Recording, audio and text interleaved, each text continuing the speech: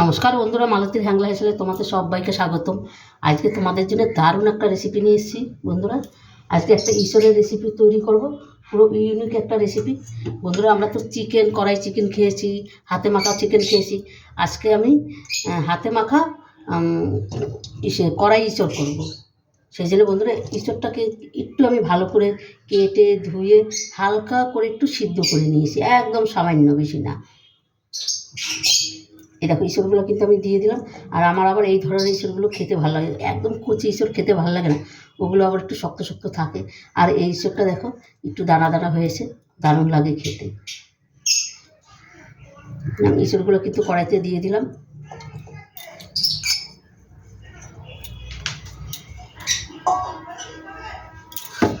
সাথে দিয়ে দিলাম আলু, আর ইঁচড়ে তো আলু একটু দিতেই হবে। তারপরে দিয়ে দিচ্ছি মশলা। এখানে দেখো এটা হচ্ছে পেঁয়াজটা আমি গেট করে রেখেছি, টমেটো গেট করে রেখেছি, দিয়ে দিলাম টমেটো, পেঁয়াজ দিয়ে দিলাম। এখানে আদা বাটা, রসুন বাটা, লঙ্কা বাটা দিয়ে দিলাম, ধনে পাতা কুচি। এটা একটা অসাধারণ রেসিপি বন্ধুরা। আমরা তো অনেক ধরনের অনেকভাবে করে খেয়েছি, কিন্তু এইভাবে একবার করে খেয়ে দেখি, দারুণ লাগবে কিন্তু। আর এখানে দেখো জিরার গুঁড়ো, গরম মশলা, লবণ, ধনিয়ার গুঁড়ো, আর হয়েছে তোমার হলুদ, কাশ্মীরি লঙ্কার গুঁড়ো। এই মশলাগুলো সম্পূর্ণ আমি এখানে দিয়ে দিচ্ছি।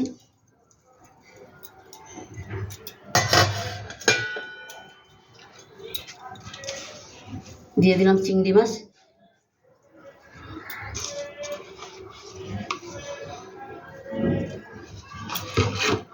তারপরে দিয়ে দিচ্ছি টক দই। একটা অসাধারণ রেসিপি কিন্তু বন্ধুরা, অবশ্যই এভাবে করে একবার দেখবে, খেয়ে দারুণ লাগবে কিন্তু। দিয়ে দিলাম তেল। এখানে বন্ধুরা চাবে সরষের তেল দেওয়ার, কিন্তু আমার এই মুহূর্তে আমার সামনে সরষের তেল নাই, তাই আমি সাদা তেল দিয়েই রান্নাটা করছি। সরষের তেল দিয়ে করলে আরও ভালো লাগবে খেতে। এবার এটাকে আমি ভালো করে মেখে নেব। দইটাকে আমি নিয়ে নিচ্ছি, এটাকে এবার ভালো করে আমি মেখে একদম পুরো 1 ঘন্টার জন্য এটাকে আমি ঢাকা দিয়ে চাপা দিয়ে রেখে দেবো। পুরো 1 ঘন্টা রেখে দেবো। আর তোমাদের হাতের সময় কম থাকলে আধ ঘন্টা রাখলেও হয়ে যাবে।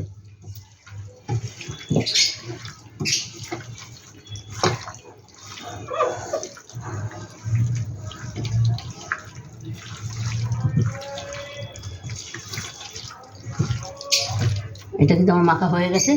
এবার আমি পুরো ঢাকা দিয়ে আমি এটাকে 1 ঘন্টার জন্য আমি রেখে দিই। 1 ঘন্টা বাদে আমি ফিরে আসছি।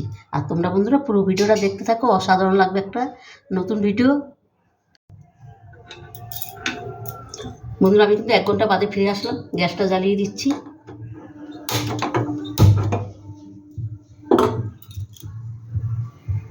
গ্যাসটা এদিকে জ্বালিয়ে দিলাম। আর দারুণ, এখনই কিন্তু মাখার পরে গন্ধটা কিন্তু দারুণ বেরোইছে। এবার এটাকে আমি হালকা আজে আজে রান্নাটা করব, দেখবার দারুণ অসাধারণ একটা রেসিপি। এটাকে আমি এখন বেশি একটা নাড়বো না, এই হালকা করে একটু নেড়ে দিলাম। আর এটা রান্না করতে বেশি একটা সময় লাগবে না, কারণ 1 ঘন্টা এটাকে আমি ম্যারিনেট করে রেখেছি। আবার তার মধ্যে একটু সিদ্ধ করা হয়েছে। এবার আমি একটু চাপা দিয়ে এটাকে রান্না করব। বন্ধুরা রেসিপিটা ভালো লাগলে তোমরা লাইক কমেন্ট শেয়ার করবে, বেশি বেশি করে শেয়ার করবে। তো আমি এটাকে রান্নাটা করি, তারপর তোমাদের দেখাচ্ছি কি অসাধারণ একটা রেসিপি। বন্ধুরা দেখো ইঁচড়টা কিন্তু খুব সুন্দর করে কষানো হয়ে গেছে। আর দেখো চারিদিকে কিন্তু তেলটাও ছেড়েছে।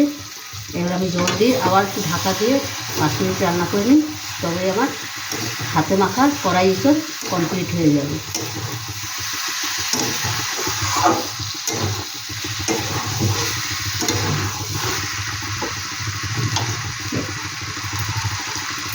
আমি মশলা দেওয়া থালাটা দিয়েই জলটা দিয়ে দিচ্ছি।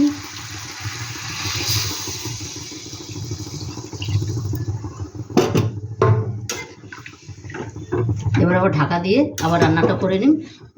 আর 5 মিনিট রান্না করলেই কিন্তু বন্ধুরা আমার হাতে মাখা কড়াই ইঁচড় দারুণ অসাধারণ একটা রেসিপি তৈরি।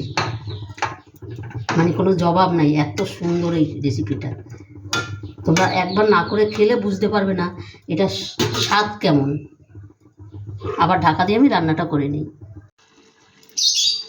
বন্ধুরা দেখো ইসবটা কিন্তু আমার রান্না কমপ্লিট হয়ে গেছে। আর দেখো কত সুন্দর হয়েছে, কালারটা অসাধারণ হয়েছে কিন্তু। বন্ধুরা রেসিপিটা কেমন লাগলো তোমরা লাইক কমেন্ট শেয়ার করবে। আর একটু চিনি দিয়ে দিচ্ছি, দেখো আমি বেশি দেবো না, সামান্য একটু দেবো। তার সাথে দিয়ে দিলাম নামানোর আগে একটু ঘি দিয়ে দিলাম।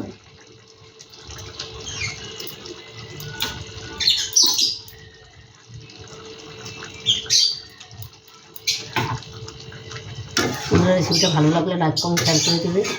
আর প্লিজ আমার চ্যানেলটা একটা সাবস্ক্রাইব করে দেবে। অসাধারণ হয়েছে কিন্তু। আর এইভাবে বললে একবার অন্তপক্ষে একবার রান্না করে খেয়ে দেবে, দারুণ দারুণ লাগে, দারুণ দারুণ হয়েছে। তবে বন্ধুরা আজকে আসছি, কালকে আবার দেখা হবে নতুন কোনো রেসিপি নিয়ে। তোমরা ভালো থেকো, সুস্থ থেকো, টাটা, বাই বাই।